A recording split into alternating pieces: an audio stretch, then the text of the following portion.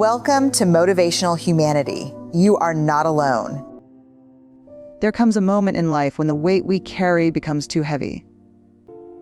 Not because we aren't strong enough to hold it, but because we were never meant to carry it forever. Shame, fear, comparison, guilt, even the stories we tell ourselves about not being enough. These chains are invisible, but they are real. And sometimes the bravest thing we'll ever do is whisper to ourselves, I deserve freedom. A freedom is not about running away from responsibility or pretending that pain doesn't exist. Freedom is about reclaiming your voice, owning your story, and choosing to live unchained from the lies that keep you small. Perfection is a silent prison. It looks shiny from the outside, almost admirable. People clap for it, they respect it, they even envy it. But inside it is suffocating. Inside, perfection is less about beauty and more about fear. Fear of not being enough. Fear of being seen. Fear of failing. And I want to tell you this, you were not born to live in that cage. Some of us learned early that if we performed well, if we looked the part, if we didn't make mistakes, then maybe, just maybe, we would be loved and accepted. Maybe the world would smile at us instead of frown. So we polished ourselves, we hid our rough edges, and we built a carefully curated version of who we thought we needed to be. And for a while it worked. People admired us. Teachers praised us. Bosses rewarded us. But deep inside, something always felt hollow, like no matter how much we achieved or how perfect we looked, it was never enough. That's the thing about perfection, it's a moving target. You hit one milestone and suddenly there's another. You fix one flaw and you see 10 more. You tell yourself, I'll rest when everything is done. I'll feel proud when everything is perfect. I'll feel loved when I finally measure up. But the list never ends. The prison walls only get higher. And the tragedy is that while you are so busy managing your image, you miss out on the messy, beautiful, real parts of life, the parts that don't fit neatly into perfect boxes. Let me tell you a story. I once met a woman who had spent her entire life chasing perfect. She was the kind of person who never left the house without her hair brushed just right, who kept a smile on her face, even when she was breaking inside, who worked overtime because she didn't want anyone to see her limits. On the outside, she looked like she had it all together. Successful career, picture, perfect family, Instagram-worthy vacations. But when she sat down with me, her hands trembled. She said, I feel like I'm drowning in my own life. Everyone sees me as strong, but I don't even know who I am anymore. I'm so tired of holding it all together. Her words cracked something open in me because I knew what she meant. I knew that pressure. I knew that loneliness. And maybe you know it too. Maybe you've been so busy trying to be flawless that you've forgotten what it feels like to just be human. The truth is this perfection is armor. We wear it because we think it will protect us from criticism, from rejection, from failure, from shame. But armor that heavy doesn't just keep out pain, it also keeps out love, connection, and joy. When you never let people see the real you, the messy, unfinished, imperfect you, you rob yourself of the very thing your soul is hungry for, belonging. Belonging doesn't come from being perfect, it comes from being seen. And you cannot be seen if you are always hiding behind a mask. I know this sounds terrifying. To set down perfection is to risk being judged, to risk being misunderstood, to risk not being everyone's cup of tea. But here's the hard truth, you will be judged anyway. Someone somewhere will always have an opinion about your choices, your body, your career, your relationships. The question is not, will people judge me? The question is, will I let their judgment imprison me? Imagine for a moment what it would feel like to put the armor down. To walk into a room and not worry if you said the right thing. To take a risk without obsessing over how it will look if you fail. To rest without feeling guilty. To cry without apologizing. To laugh too loudly. To dance offbeat. To live without needing every detail under control. That feeling, that's freedom. That's breathing again. That's life. Perfection whispers lies in our ears. If you're flawless, you'll be loved. If you don't make mistakes, you'll finally be safe. If you meet everyone's expectations, you'll never be abandoned. But love built on performance isn't love. It's approval. And approval is conditional. It disappears the moment you fall short. True love, the kind that heals and transforms, requires you to show up exactly as you are, Not after you've lost 10 pounds. Not after you've got the promotion. Not after your house looks like a magazine. Now, as you are, messy, real, human. And I think this is the scariest, but also the most liberating truth. You don't have to earn love by being perfect. You are already worthy of it. Worthy of love. Worthy of rest. Worthy of joy. Worthy of belonging, not when, not if, not someday now. Always. But to believe this, you have to start practicing courage. Because letting go of perfection isn't a one-time decision, it's a daily choice.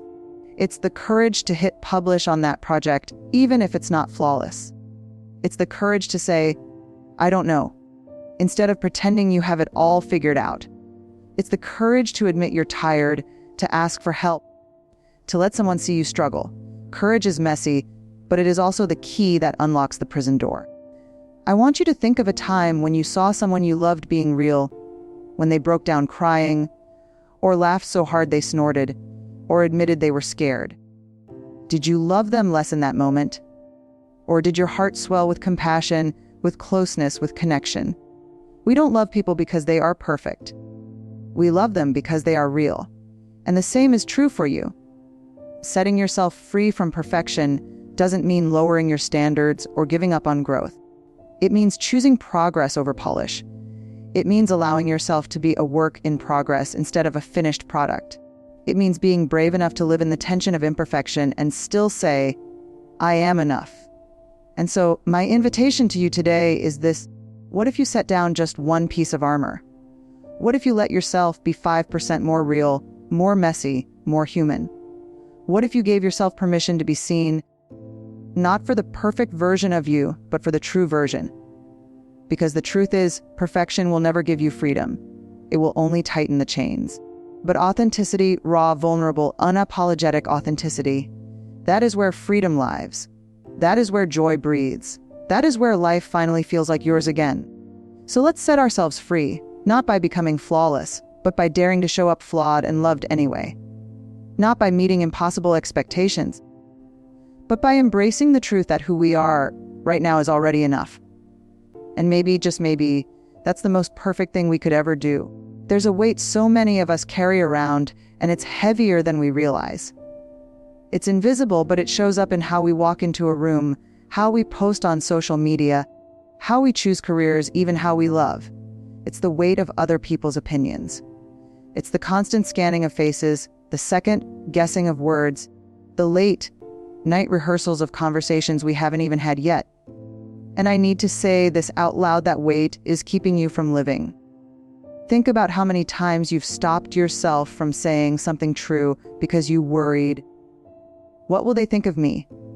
How many times you've dressed a certain way, taken a certain job, stayed quiet, or even laughed at something you didn't find funny, all because the thought of someone disapproving felt unbearable.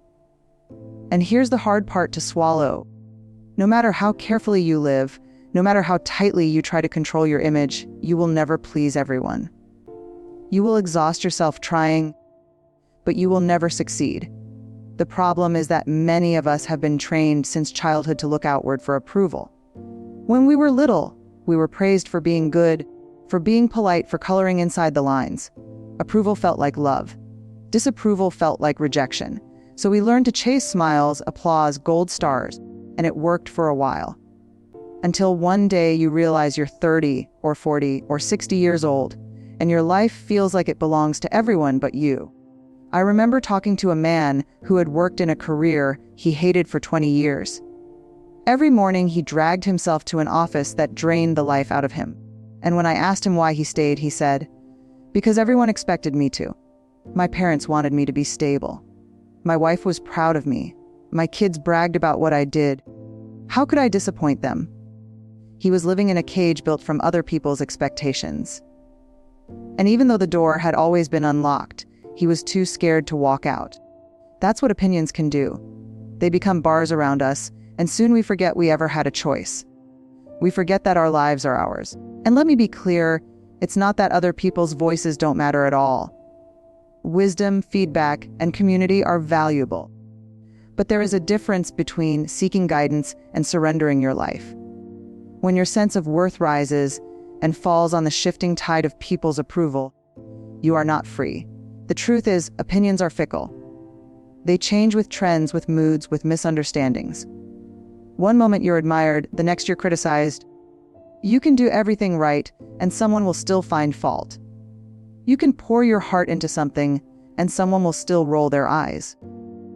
People are allowed to see you through their lens, but you are not required to shrink your life to fit it. And here's what I've learned the hard way. People's opinions of you are not facts. They are reflections of their own fears, insecurities, and experiences. When someone calls you too much or not enough, it says more about their capacity to receive you than it does about your value. When someone judges your choices, it's filtered through their story, their pain, their limitations. Carrying their judgments as if they are truth is like swallowing poison that was never meant for you. Imagine if you spent all the energy you've wasted worrying about what people think, and you poured it into building the life you want. Imagine the projects you'd start, the conversations you'd have, the risks you'd take. Imagine the joy of walking into a room and not scanning faces for approval, but standing tall in your own skin, grounded in your own truth. That is freedom. And yes, it is terrifying at first, because when you stop living for other people, you will disappoint them. You will confuse them. You will even lose some of them. But the cost of always performing, always editing, always trying to keep everyone happy is far greater. It costs you yourself. Let me tell you something personal. For years, I tried to manage how people saw me. I wanted to be the likable one, the reliable one, the strong one. I wanted everyone to feel good around me, even if it meant I was drowning inside. And you know what? It worked. People thought I had it all together. They admired me. They leaned on me. But deep down, I felt invisible. Because the version of me they loved wasn't the real me, it was the edited me.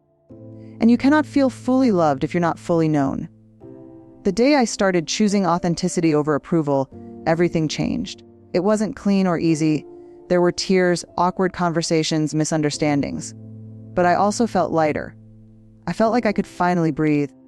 Because when you stop outsourcing your worth to the world, you start living from a deeper place. A place rooted in who you truly are, not who others need you to be. So let me ask you, whose voice is the loudest in your head right now? Whose opinion are you carrying like a chain around your neck? Is it a parent who never saw you as enough? A partner who criticizes you? A friend who only loves the curated version of you? Or maybe it's society itself, the impossible standards of beauty, success, or popularity. Whatever it is, I want you to imagine setting it down. I want you to picture yourself saying, I am allowed to live my life, not their version of it. Because here's the truth, the people who truly love you don't want you to perform for them. They want you. The real you. The raw, flawed, glorious you. And the people who cannot love you without conditions. Losing their approval is not actually a loss. It's a clearing, making room for people who can handle the truth of who you are. Freedom begins the moment you stop asking, what will they think? And start asking, what do I know to be true? What do I want? What matters to me? It begins when you let your own voice carry more weight than the background noise of the crowd. It begins when you choose to belong to yourself first. And belonging to yourself is not selfish. It's sacred. Because when you live rooted in your own truth, you stop manipulating, performing, or pleasing. You become grounded, steady, real. And from that place, you can love others more freely, not because you need their approval, but because you want connection. There is a difference. So today, I want to challenge you, where in your life are you still carrying the weight of other people's opinions? What would it look like to set that weight down? Maybe it's saying no to something you've been doing just to keep the peace. Maybe it's choosing a path that others don't understand. Maybe it's finally using your voice, even if it shakes. You are not here to live a life scripted by someone else's expectations. You are here to live a life that feels like yours. And the world doesn't need another perfect performance. It needs your authenticity. It needs your courage. It needs the truth of you. Set yourself free from the weight of other people's opinions. Because at the end of your life, the voices that matter most won't be the critics or the crowd. They'll be the quiet voice inside you asking, did I live my life, or did I waste it trying to live someone else's? And my hope for you, for all of us, is that we can answer with honesty, I lived messy, imperfect. Unapologetically me, I lived. Shame is one of the heaviest chains we carry. Unlike guilt, which says, I did something wrong, shame whispers, I am wrong. It's not about what we've done, it's about who we believe we are. And when shame takes root in our lives, it convinces us that we are unworthy of love, unworthy of belonging, unworthy of joy. Shame thrives in silence. It grows in the dark corners of our hearts, where we keep the secrets, the failures, the regrets we are most afraid for others to see. And because we fear exposure, we build walls around ourselves, hoping no one will notice the cracks. But those walls don't just keep out judgment, they keep out connection. I think every single one of us has experienced shame in some form. Maybe it was the day you were told you weren't smart enough, or the moment someone rejected your body, or the time your deepest failure became visible to others. Shame is ruthless. It knows how to hit where it hurts the most. For some, it says, you'll never measure up. For others, you are too much. For many, if people really knew you, they would walk away. And we carry those messages with us like invisible scars. I remember a conversation with a woman who said, I feel like I'm living two lives. The one people see where I'm accomplished and confident, and the one I hide where I'm terrified and broken. If they ever knew the truth, I think they'd leave me. That's what shame does. It divides us. It forces us into performance on the outside, while we wither in secrecy on the inside. And the tragedy is that the more we hide, the more the shame grows. But here's the paradox: shame cannot survive being spoken. The moment we bring it into the light, the moment we risk saying, this is my story, this is my truth, this is my pain, shame starts to lose its power. It's like mold that shrivels when exposed to the sun. Vulnerability is the antidote to shame. And yet, vulnerability is the very thing shame convinces us we cannot risk. That's why freedom from shame requires courage. Courage to speak. Courage to be seen. Courage to believe that you can be both imperfect and still worthy of love. For years, I thought strength meant never showing weakness. I thought it meant keeping the mask on, holding everything together, smiling even when my heart was breaking. But that wasn't strength. It was fear. Real strength came the day I dared to tell the truth, the day I admitted I was not okay, the day I allowed someone to see my mess. And you know what? They didn't run away, they leaned in closer. They said, me too. That moment taught me something powerful. The parts of us we believe are unlovable are often the very parts that create the deepest connection. So many of us are carrying shame stories that we've never said out loud. Maybe it's a mistake from years ago. Maybe it's an addiction, a failure, a wound, or a betrayal. And shame tells us to keep it locked away, to pretend it doesn't exist. But you cannot heal what you refuse to face. And you cannot set yourself free if you're chained to secrets. Healing begins when we tell the truth. Not to everyone, not recklessly, but to the safe people who have earned the right to hear our stories. That kind of honesty is terrifying, but it is also the beginning of freedom. Let me remind you of this. You are not the worst thing you've ever done. You are not the worst thing that has ever been done to you. Those moments may be part of your story, but they are not your whole story. Shame will try to define you by your lowest chapter, but freedom comes when you refuse to let that chapter be your ending. You are allowed to rewrite the narrative. You are allowed to say, yes, I've fallen, but I will rise. Yes, I've been broken, but I am healing. Yes, I've been ashamed, but I will not live in chains anymore. Sometimes we confuse shame with humility, as if beating ourselves up makes us better people. But humility is not thinking less of yourself. It's thinking of yourself rightly. Humility says, I am human, I make mistakes. I am not perfect, but I am valuable. Shame, on the other hand, says, because I am imperfect, I am worthless. And that is a lie. You can acknowledge your failures without condemning yourself as a failure. You can be accountable without being ashamed. One of the greatest acts of freedom is learning to speak kindly to yourself. The voice of shame inside your head can be brutal. It calls you names, it criticizes every move, it replays every regret. But you have the power to challenge that voice. When shame says, you are broken, you can say, I am healing. When shame says, you'll never be enough, you can say, I am already enough. When shame says, hide who you are, you can say, I choose to be seen. That practice of replacing the voice of shame with truth is not easy, but it is life-changing. I want you to imagine for a moment what your life would look like if shame had no power over you. Imagine how you would show up in your relationships if you didn't believe you had to earn love by being perfect. Imagine the risks you would take if you weren't afraid of failing. Imagine the joy you could embrace if you weren't carrying years of regret. That vision, that lightness, that is what freedom from shame feels like. And it's not a one-time victory. Shame doesn't disappear forever. It will creep back in.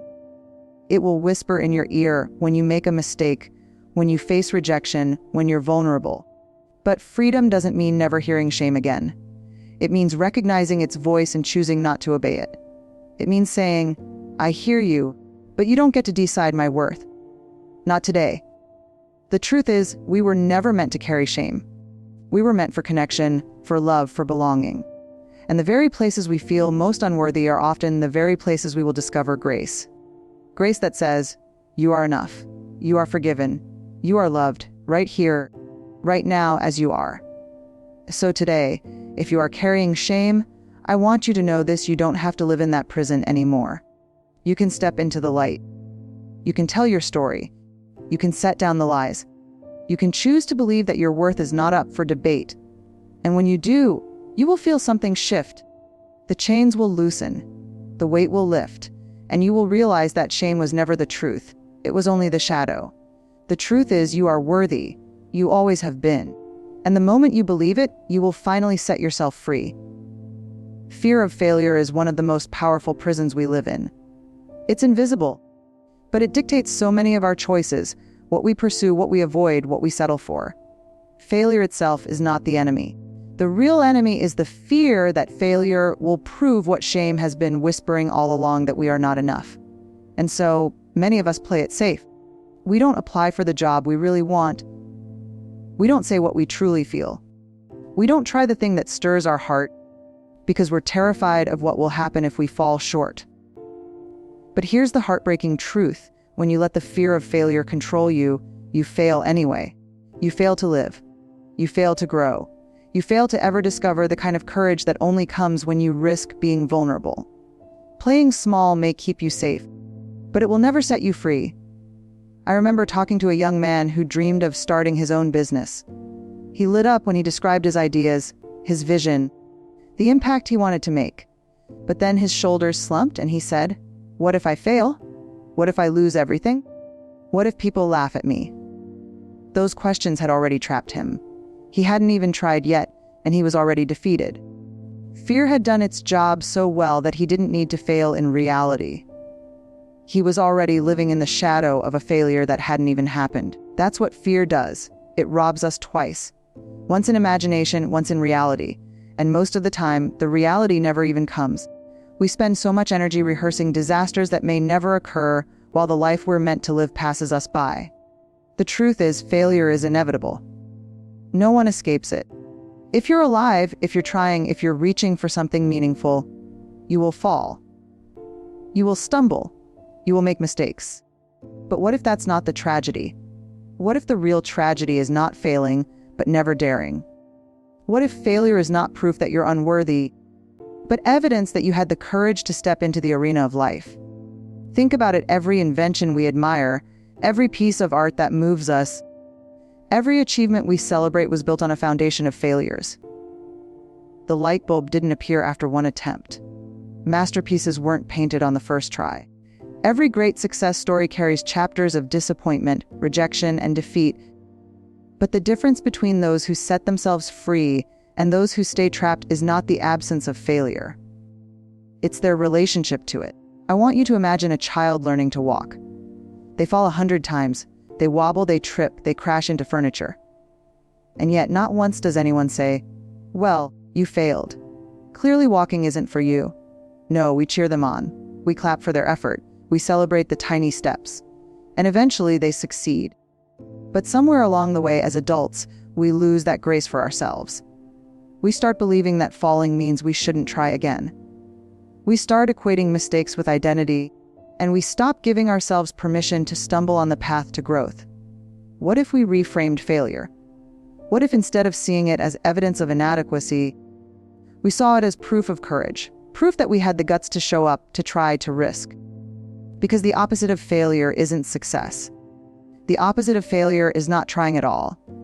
Success is not about avoiding failure. It's about learning how to rise again, stronger, wiser, more resilient. When you free yourself from the fear of failure, you reclaim possibility. You open the door to experiences you never imagined. You give yourself permission to write, to sing, to build, to love, to create. Not because you're guaranteed to succeed, but because you'd rather live with the sting of falling than the suffocation of regret. Regret is heavier than failure. Regret is the weight of all the things you didn't do because you were afraid.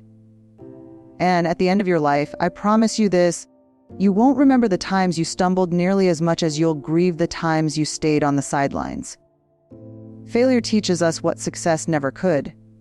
It humbles us. It grows us. It reveals where we're strong, where we're weak, and where we're resilient. It reminds us that we are not in control of outcomes, only of effort.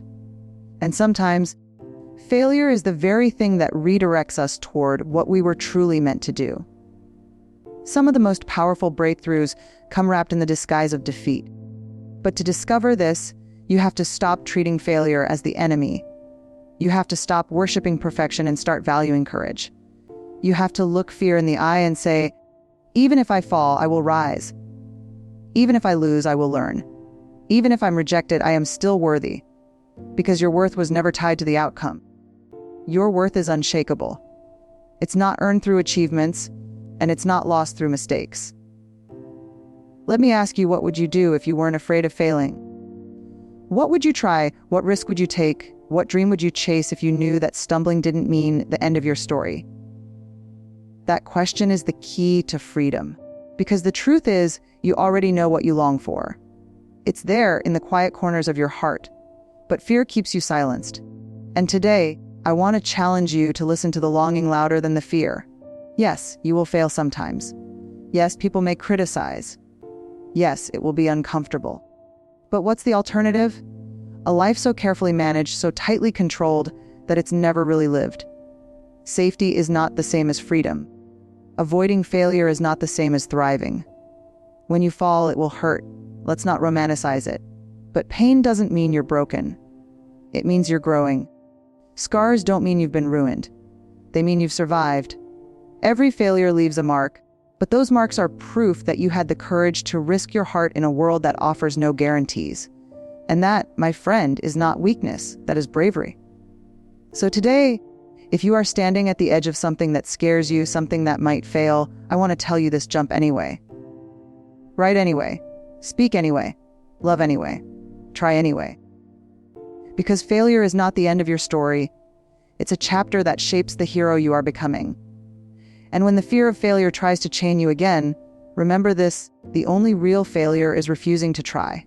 The rest is just part of being human. Set yourself free.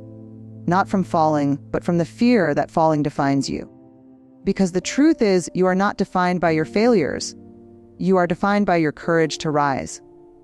There's something radical about joy that we often overlook. We talk about resilience, about courage, about pushing through hardships, but joy feels almost too light, too fleeting to be considered powerful. And yet, the truth is, joy is one of the most rebellious, freeing forces we will ever encounter. Choosing joy is not a luxury, not something reserved for special occasions when everything in life aligns perfectly. It is a deliberate act of courage, an intentional decision to step into freedom, even when the world around us whispers reasons to stay small, afraid, or burdened.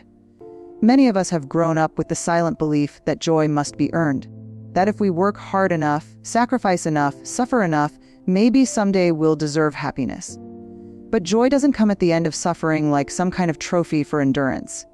Joy is available here and now. And yet, for many of us, it's the hardest thing to embrace. Why? Because joy requires vulnerability. To choose joy is to risk losing it. It is to look at the fragility of life and still say, I will embrace this moment with both hands, even though it may slip away tomorrow. The human heart often struggles to give itself permission to be joyful. We wait for circumstances to be perfect: the right job, the right relationship, the right bank account, the right body. But life is never perfect. If we keep postponing joy until we feel safe enough or accomplished enough, we will live entire lifetimes without truly tasting it. Freedom comes when you stop treating joy as a destination and start seeing it as a practice, something you choose in the middle of your messy, ordinary, unpredictable life. I remember once hearing someone say, "I don't let myself get too happy because I know something bad will happen." That statement broke my heart, but it also resonated deeply. How many of us have lived like that? Never fully celebrating, never fully laughing, never fully loving. Because in the back of our minds, we're bracing for disappointment. This is what I call foreboding joy. It's the way we armor up against life by refusing to let ourselves feel too good, too hopeful, too alive. We tell ourselves it's protection, but in truth, it's a prison. To set yourself free, you have to dismantle that armor. You have to let yourself feel joy without guilt, without fear, without waiting for the other shoe to drop. The paradox is this: allowing yourself to feel joy in its fullness doesn't make the heartbreak worse when it comes. It makes it bearable, because you'll know that you didn't waste your life waiting for pain. You lived. You savored. You laughed until your ribs hurt. You danced even when no one else was clapping. You embraced love with your whole heart. And that fullness is what carries you through loss when it inevitably comes. Freedom through joy is also about reclaiming the small, overlooked moments that make life sacred. It's not always the big victories that bring the deepest joy. It's the smell of coffee in the morning, the way sunlight streams through a window, the sound of your child's laughter, the kindness of a friend who texts you just when you need it most. If we rush through life searching for grand milestones, we'll miss the quiet miracles happening in every ordinary day. Joy is not about waiting for the extraordinary. It's about noticing the extraordinary in the ordinary. But here's the challenge: the world doesn't make choosing joy easy. Everywhere we look, we're bombarded with fear, scarcity, and comparison. We're told we don't have enough, we aren't enough, we need more to finally be satisfied. And comparison will kill joy faster than anything else. The moment you measure your worth against someone else's highlight reel, you rob yourself of the joy available in your own story. Freedom means putting down that measuring stick and choosing to honor your life for what it is, not for how it stacks up against someone else's. Joy also asks us to slow down. In a culture obsessed with productivity and hustle, joy can feel almost irresponsible. Who has time to play, to laugh, to rest, to simply be? But the truth is, you cannot hustle your way to freedom. You cannot overwork your way into a joyful life. Joy requires space. It requires us to pause long enough to notice what's already here. To step away from constant striving and say, this moment is enough. I am enough. Right here, right now. And joy is contagious. When you allow yourself to live with joy, you give others permission to do the same. There is a ripple effect when someone walks into a room and carries light instead of heaviness. You can feel it. Their laughter loosens something inside you. Their playfulness reminds you of the child you once were. Their gratitude makes you pause and look at your own life with softer eyes.